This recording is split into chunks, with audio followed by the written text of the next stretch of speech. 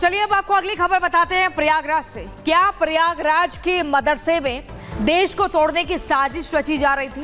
क्या देश को अस्थिर करने की सोच हावी होने वाली थी? ये सवाल इसलिए क्योंकि जिस मदरसे में अब से एक हफ्ते पहले जाली नोटों के बारे में एक बड़ी जानकारी मिली, वहीं पर अब आरएसएस के खिलाफ एक किताब भी मिली है। आखिर यहां पर क्या हो रहा था, इस रिपोर्ट में देखिए।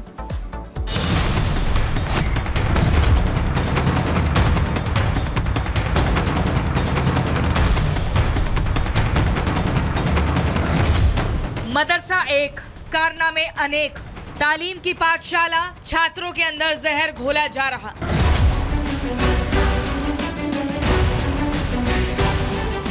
पहले मिली जाली नोटों की खेप, अब खुला सनातन विरोध के साजिश का चैप्टर।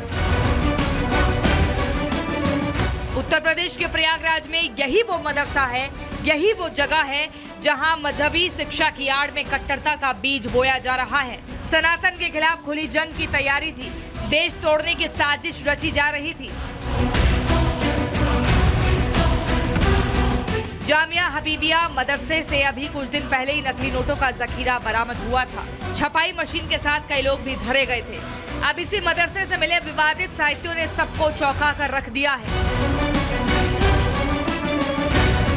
मदरसे के अंदर छापेमारी के दौरान मौलाना के कमरे में रेड पड़ी, जहां से पुलिस ने उर्दू भाषा में कुछ पन्ने और किताबों को जब्त किया, जिसमें आरएसएस के खिलाफ आपत्तिजनक बातें लिखी मिली, जिसमें संघ को देश का आतंकवादी संगठन लिखा गया। आरएसएस को आतंकवादियों का प्रशिक्षण केंद्र बताया। लिखा कि संघ आतंकवाद का सबसे बड़ा वाहक है। इस किताब में लेखक का नाम SM मुशर्रफ लिखा, जो महाराष्ट्र पुलिस के पूर्व महानिरीक्षक बताए गए हैं। मदरसे के अंदर चल रही देश विरोधी गतिविधियों को लेकर उत्तर प्रदेश सरकार सख्त है और वो इनके खिलाफ सख्त से सख्त कदम उठा रही है।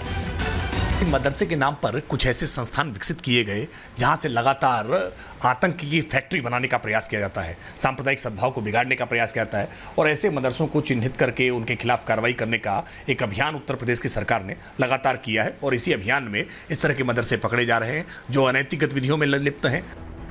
अब ऐसे में सवाल उठ रहा है कि संघ के खिलाफ भ्रामक बातें फैलाने की साजिश क्यों हो रही थी? क्या देश के खिलाफ एक वर्ग को उकसाने की कोशिश हो रही है? संविधान में जहां सभी को मजहब और धर्म के आधार पर शिक्षा देने और शैक्षणिक संस्थान चलाने की छूट दी गई है, तो क्या एक वर्ग इस छूट का गलत इस्तेमाल करते हुए युवाओं को मजहबी कट्टरता की भट्टी में झोंक रहा है? Bureau report, Republic Bharat. और web series IC-814 the Kandahar hijack विवाद पर बड़ी खबर सामने आ रही है, जहां डिस्क्लेमर में असली नाम और कोड नेम अपडेट किया जाएगा। नेटफ्लिक्स की तरफ से ये बड़ी जानकारी दी गई है। ये भी कहा गया कि जो आतंकियों के असली नाम है और जो कोड है वो डाले जाएंगे। इसके अलावा IB मंत्रालय से मुलाकात के बाद नेटफ्लिक्स की तरफ से ये नया बयान जारी किया गया है कि अब इसमें बदलाव किया जाएगा, क्योंकि जिस तरीके से आपने देखा होगा कि पूरे वेब सीरीज को लेकर विवाद ही यही था कि जो इसमें आतंकियों के नाम बताए गए हैं वो दरअसल इसमें कोड नेम नहीं दिया गया है। यानी कि यहाँ पे कहीं ना कहीं भावनाओं को आहत करने का प्रयास किया गया है। शायद यही वजह है कि पूरे मामले का संज्ञान लेते हुए अब इस पूरे मामले में नेटफ्लिक्स की ओर से सफाई दी गई है। साथ ही कोड नेम बदलने को लेकर के यहाँ पे बात सामने आ रही है। अब series IC-814 the Kandahar hijack विवाद बढ़ता देखकर सूचना एवं प्रसारण मंत्रालय ने नेटफ्लिक्स के कंटेंट हेड को तलब किया और इसके बाद कंटेंट पर लगाम लगाने के निर्देश दिए हैं। साथ ही OTT प्लेटफॉर्म को धार्मिक भावनाओं का ध्यान रखने की भी नसीहत दी गई है। रिपोर्ट दिखाते हैं आपको।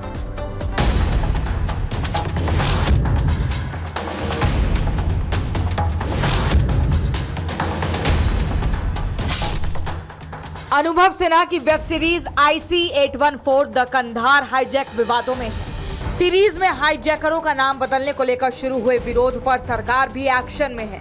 केंद्र सरकार ने मामले में नेटफ्लिक्स की कंटेंट हेड को समन जारी कर जवाब मांगा, तो मोनिका शेरगिल ने सूचना और प्रसारण मंत्रालय के अधिकारियों के सामने अपना पक्ष रखा और कहा वेब सीरीज में इस्तेमाल किए गए कंटेंट को लेकर उन्हें शिकायत मिली है। इस मामले में नेटफ्लिक्स टीम विस्तृत तरीके से कंटेंट को देख रही है।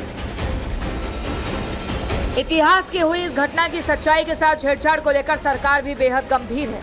यही वजह है कि मंत्रालय इस मामले में विस्तृत रिपोर्ट मांगी है। सरकार का साफ निर्देश है कि किसी को भी देश की भावनाओं के साथ खेलने का अधिकार नहीं है। सूत्रों के मुताबिक मीटिंग में मोनिका शेरगिल से IC 814 वेब सीरीज के कथित विवादास्पद पहलुओं के बारे में स्पष्टीकरण भी मांगा गया। अब नेटफ्लिक्स टीम बैकफुट पर है। उसको समझ में आ गया कि गलती हो गई है और ये गलती बड़ी है। नेटफ्लिक्स ने केंद्र सरकार को ये आश्वासन दिया कि भारत के लोगों की भावनाओं को ध्यान में रखकर ही प्लेटफॉर्म पर कंटेंट अपलोड किए जाएंगे। भविष्य में प्लेटफॉर्म पर आने वाले तमाम कंटेंट संवेदनशील होंगे और देश की भावनाओं का ख्याल रखते हुए बनाए जाएंगे। इसके अलावा कंटेंट रिव्यू का भी भरोसा दिया गया है।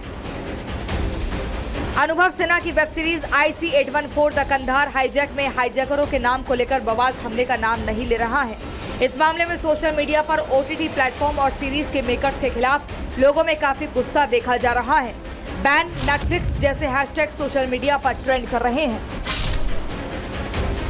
Bureau report, Republic Bharat.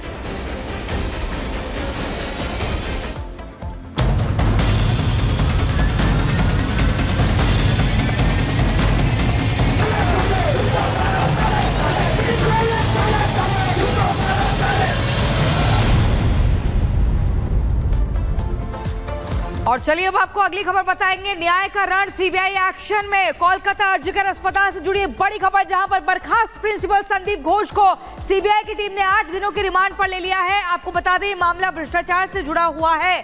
3 और साथियों को रिमांड पर लिया गया है। सवाल बड़ा ये है, क्या अब बर्खास्त प्रिंसिपल संदीप घोष के जो साथी हैं, जो राजदार हैं, वो राज उगलेंगे? क्या सच्चाई बताएंगे? क्या रेप और मर्डर से जुड़ी हुई जो साजिश है उसका खुलासा करेंगे? क्या इसके बाद और मुसीबतें संदीप घोष की बढ़ेंगी या नहीं?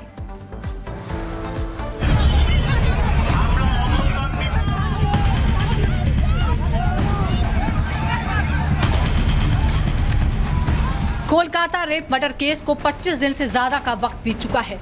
पिछले 9 अगस्त से डॉक्टर मेडिकल कॉलेज के बाहर इंसाफ की आस में बैठे हैं। मामले में कोई ठोस खुलासा तो अब तक नहीं हुआ है, लेकिन इन सब के बीच CBI ने लंबी पूछताछ के बाद आरजीकर मेडिकल कॉलेज के पूर्व प्रिंसिपल को गिरफ्तार कर लिया है। रेप मर्डर जांच के दौरान भ्रष्टाचार का आरोप लगने के बाद संदीप घोष को अरेस्ट किया गया। CBI ने 160 घंटे से ज्यादा की पूछताछ के बाद संदीप घोष को गिरफ्तार कर लिया है। अब तक संदीप घोष जो राज नहीं बता रहा था, कुछ भी जानकारी सही से नहीं दे रहा था, अब धीरे धीरे करके वो राज उगलते हुए नजर आएगा। इस ट्रेनी डॉक्टर की हत्या और मर्डर मामले में कौन कौन शामिल था और एग्जैक्टली हुआ क्या था, ये सब कुछ भी वो बताने वाला है। कोलकाता रेप केस में अभी 5 लोग गिरफ्तार हो चुके हैं, जिसमें संजय रॉय को सबसे पहले पुलिस ने गिरफ्तार किया था। लेकिन संदीप घोष के साथ जो 4 गिरफ्तार हुए हैं, उनमें आरजीकर मेडिकल कॉलेज का पूर्व प्रिंसिपल संदीप घोष, वेंडर विप्लव सिंह और सुमन हाजरा। संदीप घोष का अतिरिक्त सुरक्षा कर्मी ऑफिसर अली शामिल है। गिरफ्तारी होना ही था और बंगाल के लोगों की बहुत कांक्षित गिरफ्तारी था। बंगाल के लोग चाह रहे थे कि गिरफ्तारी हो। साक्ष्य नहीं होने के कारण खून और रेप के मामले में डॉक्टर संदीप घोष को कितना CBI गिरफ्तार कर पाएगी या कितना लपेट में ले पाएगी, ये थोड़ा डाउटफुल था मेरे लिए। लेकिन करप्शन के केस में संदीप घोष अंदर जाएंगे, पहले से ही मैंने भविष्यवाणी की थी। मदरसे में चल रही नफरती साजिश पर क्या चलेगा योगी आदित्यनाथ का बुलडोजर? दिखाएंगे आपको मदरसे में चल रही कस्बा हिंद की पूरी एक्स रिपोर्ट रात 8 बजे।